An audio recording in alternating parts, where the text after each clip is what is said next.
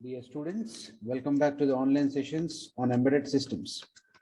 In the earlier chapters, we have discussed about the basic fundamentals of an embedded system.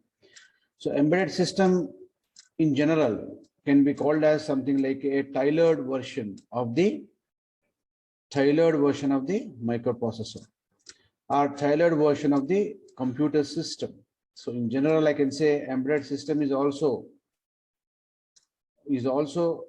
comes under the computer system, but it is going to be something like a mini computer system. So since embedded system is something like a mini computer system, that particular chip, embedded chip, should compulsorily comprising of all the basic necessary components and necessary ports. That means if you compare microprocessor with a microcontroller, whereas microcontroller can also be called as a mini embedded system. So microprocessor will be having only AL unit and execution unit, which is used to execute an instruction. So processor will perform only the computing task in general. So apart from computing task, if a processor is doing some other task, such as timer applications, counting applications, speed multiplication applications, co-mathematical processing applications, input output parallel to that, data transfer applications parallel to the processor operations. So if more than one task, if a single chip is actually doing, then that is simply called as a microcontroller version of the microprocessor. So I can say a microcontroller is going to be an enhanced version of the microprocessor, where this enhanced version will be brought in force to get into the requirement of giving service to a specific task. Whereas microprocessor is basically meant for a general purpose operations, and a microcontroller is meant for a specific applications. So that's what the basic differences between microprocessor and microcontroller. So as the name itself suggests, a microcontroller is nothing but a mini embedded system. So embedded system means what? In a digital computer system, we embed many other components or many other subsystems to perform a specific task, which is known as an embedded system. So if you consider an automatic washing machine, which is nothing but a embedded system. So here in a fully automated washing machine, what happens is the system itself is going to process many subtasks in sequence, one after the other, without the intervention of the human being. So therefore, that is simply called as a microcontroller based system, can be called as a embedded system. So embedded system is something like a tailored version of the digital system. Now, when you consider the 8051 microcontroller, that microcontroller is also providing many programs or many subtasks apart from the task of a processor. Parallelly, it is performing many other tasks apart from the task of a processor, so that you can use that particular microcontroller to develop certain automated systems, automated computer systems.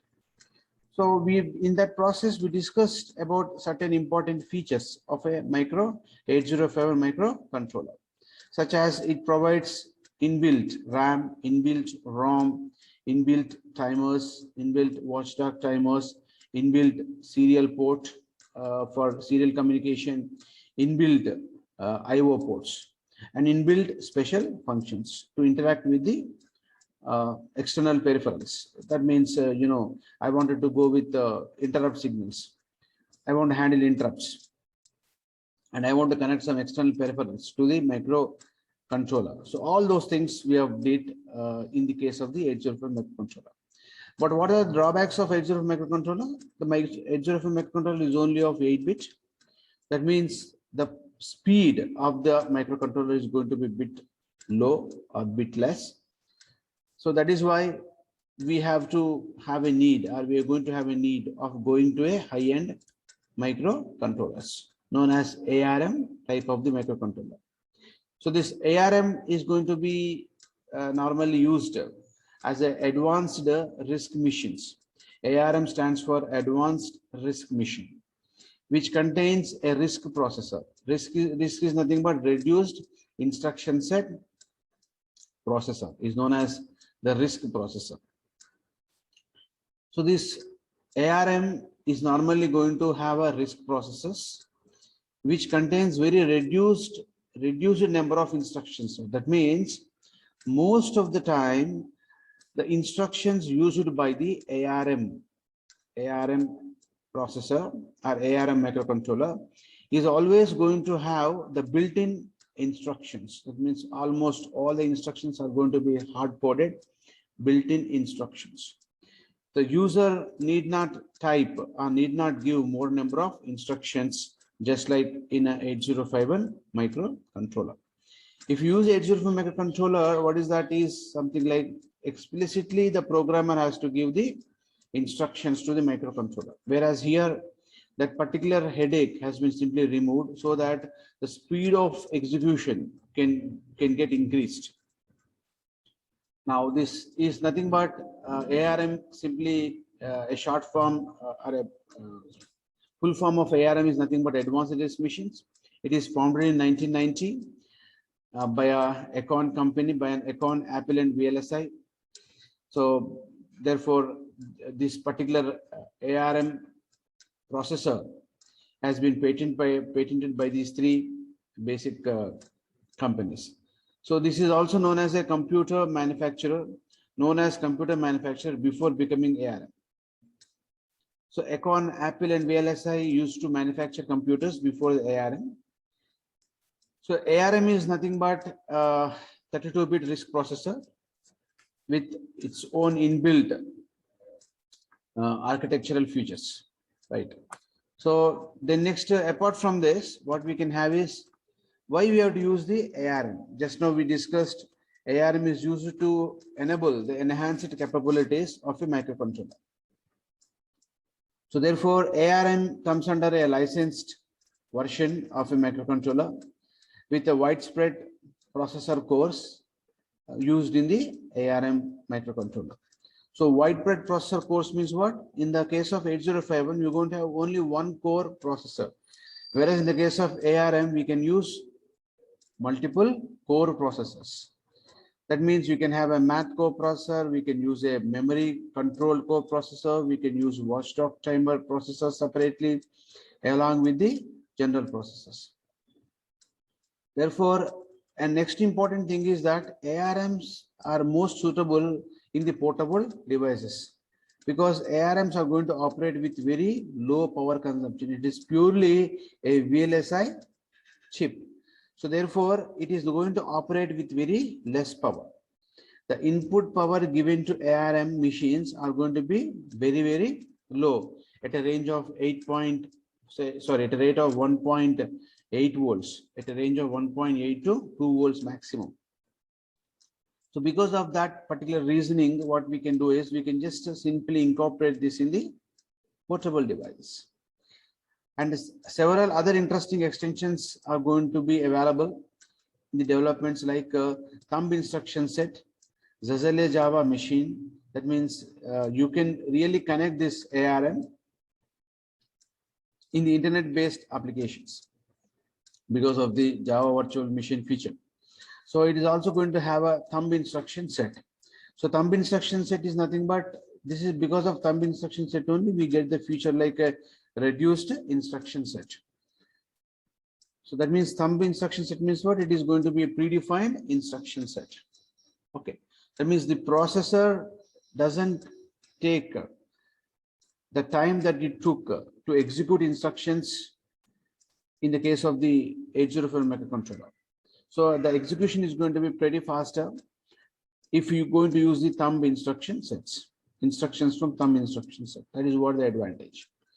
And ARM is normally going to come up with different processors such as ARM6, ARM7, ARM9, ARM10, and ARM11.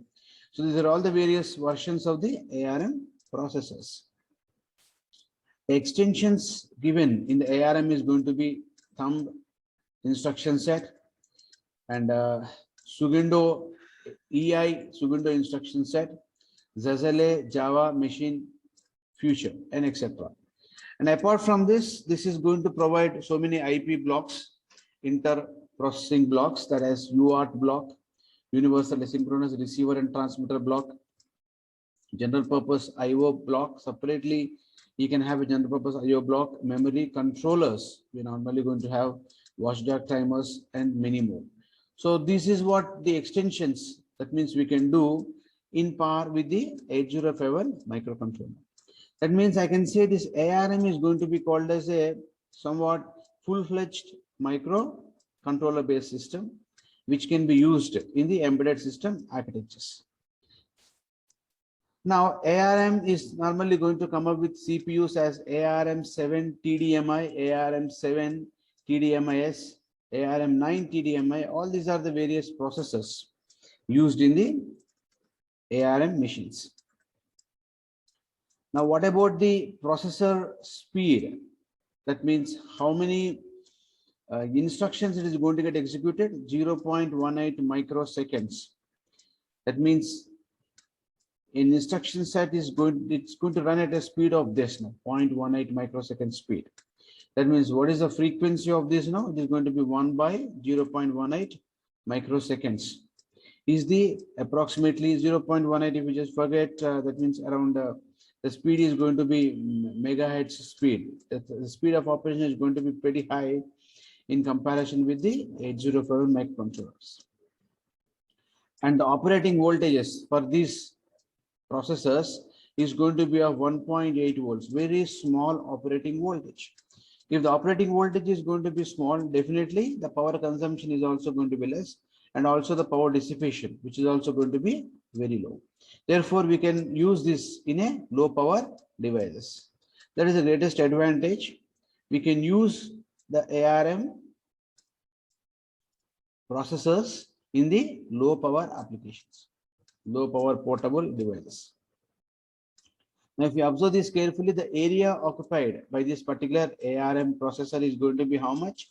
It's simply going to be 0.53 mm2 millimeter square. That means very small area, physical area is normally used by this type of a processors. And power consumption, if you see, it is not greater than 1 milliwatts. The power consumption is going to be less than, for ARM7 TDMI, is less than 0.25 milliwatts. That means very less power consumption. Very less power consumption is there in the case of the ARM processors. Therefore, it is very much preferred in the case of the utilization of the portable devices.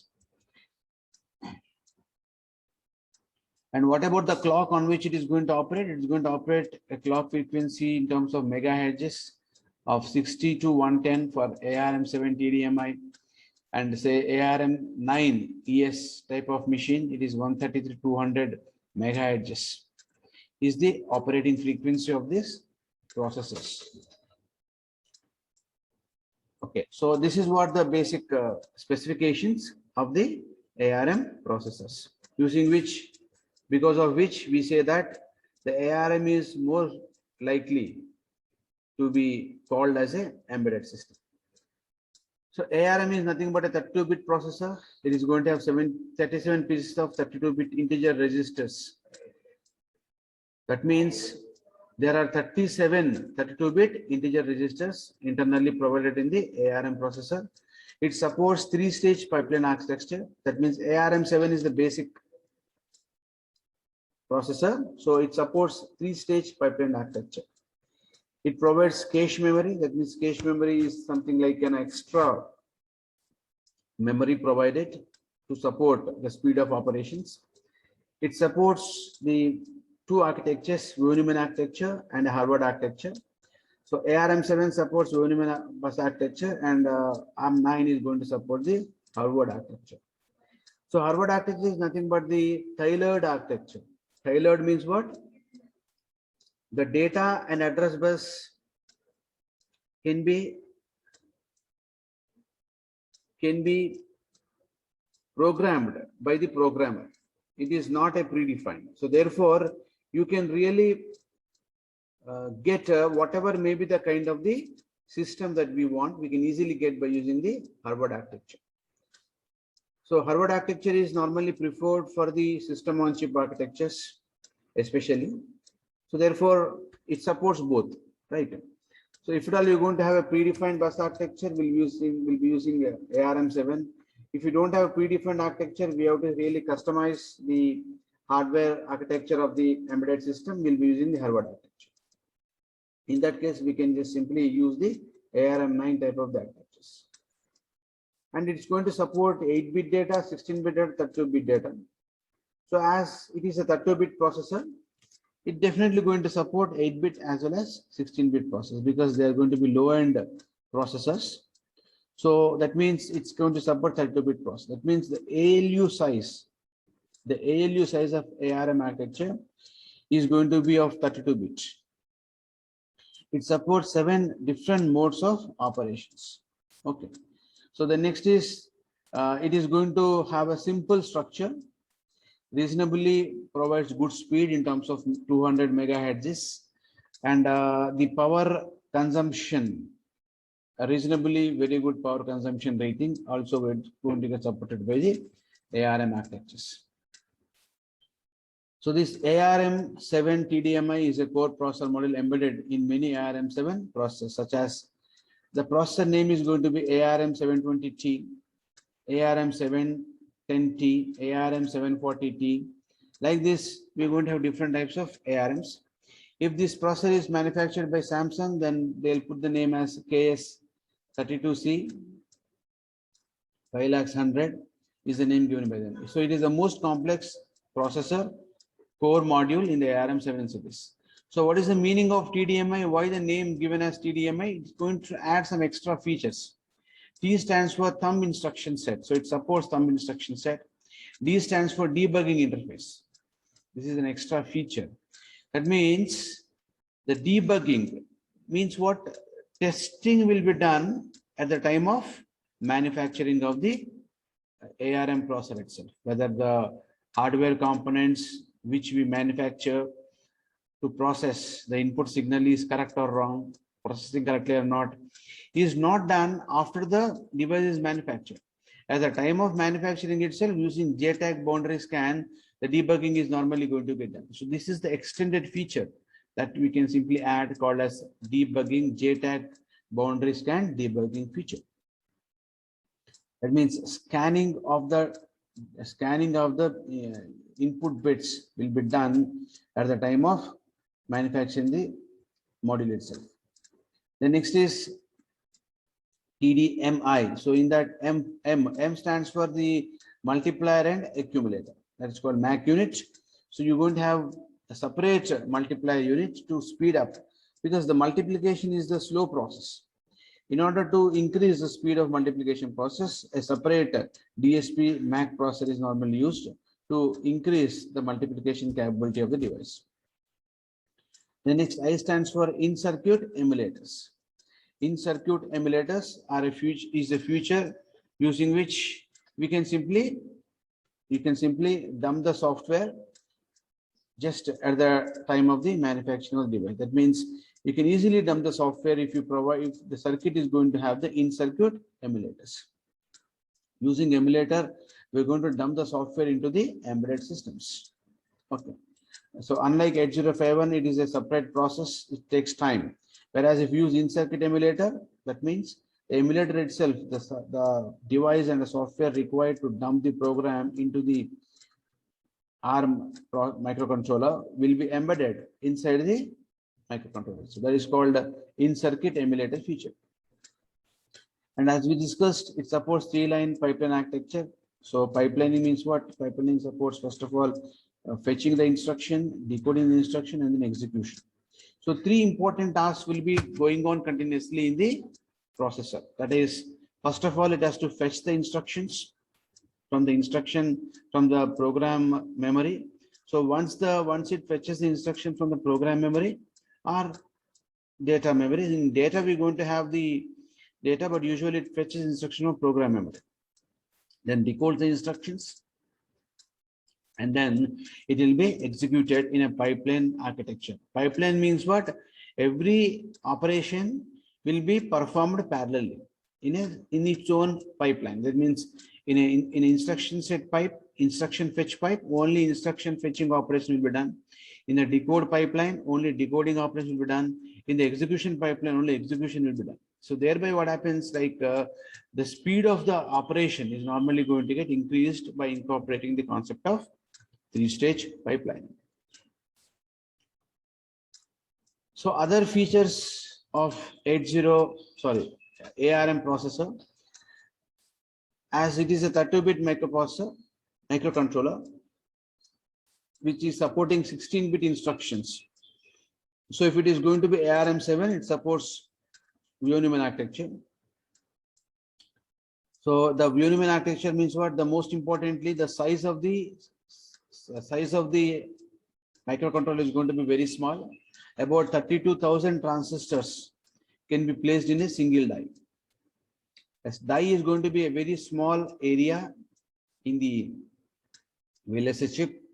So where that single area, small area of dot can able to store around 32,000 transistors. So occupying only about 4.8 millimeters square in a 0.6 micrometer semiconductor technology. So it uses a 0.6 micrometer semiconductor technology. So the entire device size, of the, what is that? Your transistor inside the device is going to be only 0.6 micrometer size. Very small dimensional transistor we're going to use. You cannot even see this 0.6 micrometer size transistor in the device until unless you keep a, some amplifying mirror. Using that amplifying mirror, you're normally going to see the transistors, without which we really cannot able to observe this particular transistor there in the VLSI chip. So it supports low power consumption. That means it dissipates about 2 milliwatts of power for every megahertz range of signals. So with 0.6 micrometer technology, that means the power dissipation is 2 milliwatts. That means 2 by 1000 watts. 2 by 1000 watts for every megahertz signal changes. Megahertz signal changes means what? 10 power 6 is mega. That means for every, after 10 power 6 cycles, it is going to dissipate only 2 milliwatts of power. So it's going to really be a very good feature as far as ARM is concerned. So the next is, it is going to have a high density code. High density means what? Compact code. It's called high density code. So why the compact code is going to be there in the ARM feature? Because of the thumb instruction set, which is going to be about 16-bit instruction length, allows it to approach about 65% of standard ARM code size. That means 65% of the code contains the thumb instruction sets only. That is why what happens is, like, the speed of the ARM systems are going to be more than the 8051 microcontroller. So in 8051, 100%, around 95% is going to be programmed by the programmer. Therefore, the system speed is going to be a bit lower.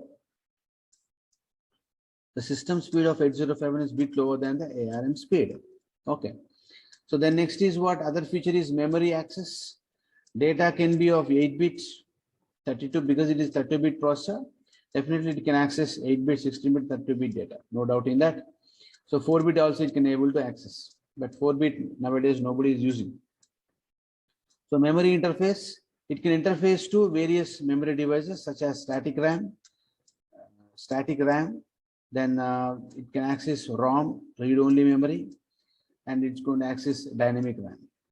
It has 4 types of machine cycles, like ideal cycle, non-sequential cycle, sequential cycle, and co-processor register cycle.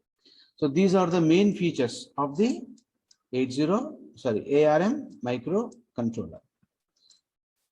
So general block diagram of ARM microcontroller is going to comprise of many subdevices If you observe this carefully with respect to the 8051 microcontroller, you find many other extra things. Extra things means what? This is nothing but the core processor. To this core processor, we are using the ICE breaker, integrated circuit breaker. We are going to use, and bus supplier. See, it's going to have separate bus for the data in, data out, data in, data out, and the separate bus for the system bus. Like this, different things are normally being used over here. And there is a separate controller to provide many functionalities. So interrupt request functionalities, timer functionalities, many functionalities can be provided by this particular tap controller. So like this, we have different modules here, which is normally used. Using the circuit breaker, we can able to reprogram the ARM processor whenever we really wanted to reprogram device. Unlike 8051, we cannot reprogram. Once it is really dumped everything, we have to simply go with that.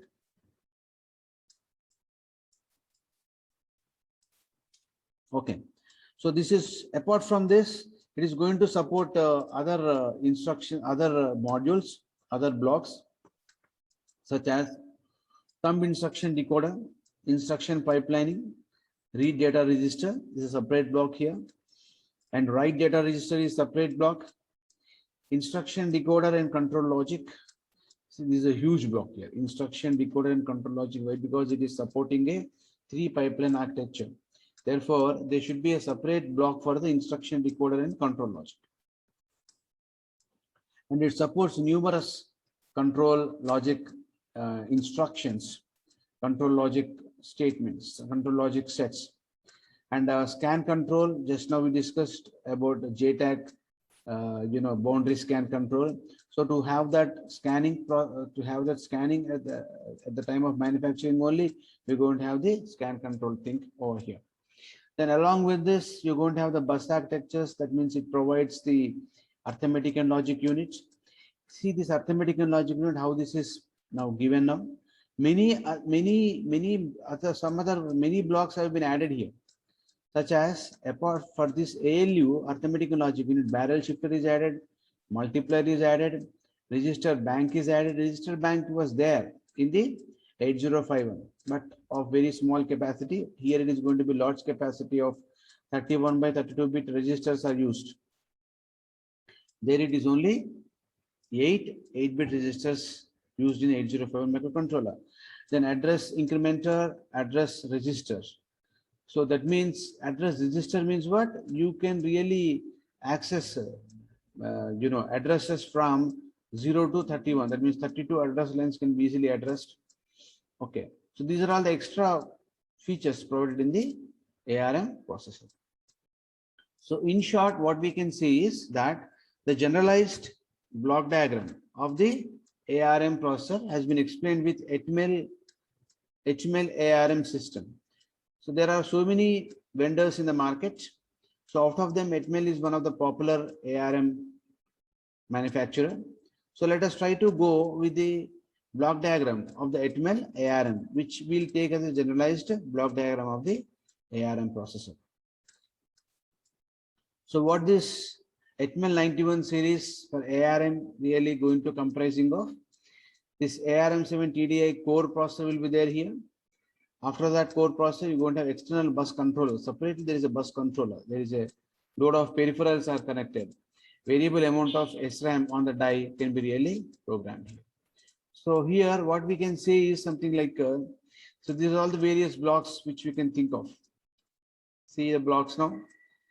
The given bus architecture is divided into two halves. So left half and right half. This left half is allotted for the data things.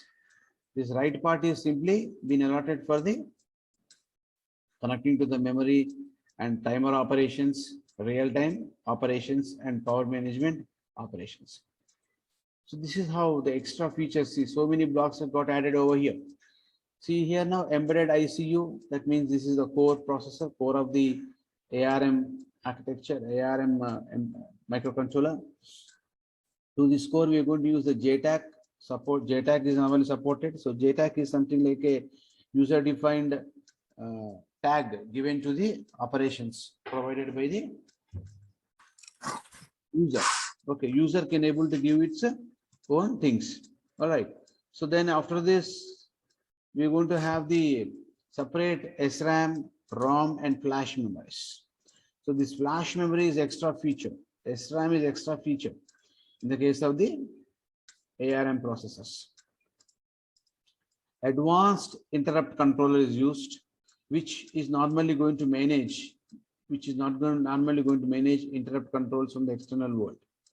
Then it's going to have separate USART device, and it's going to have separate special purpose interfacing devices here normally used to perform some extended operations. So it's going to support so many interfacing devices like your pulse and digital circuit devices, PDAs. So personal, that means it handles about the conversions from analog to digital, digital to analog operations.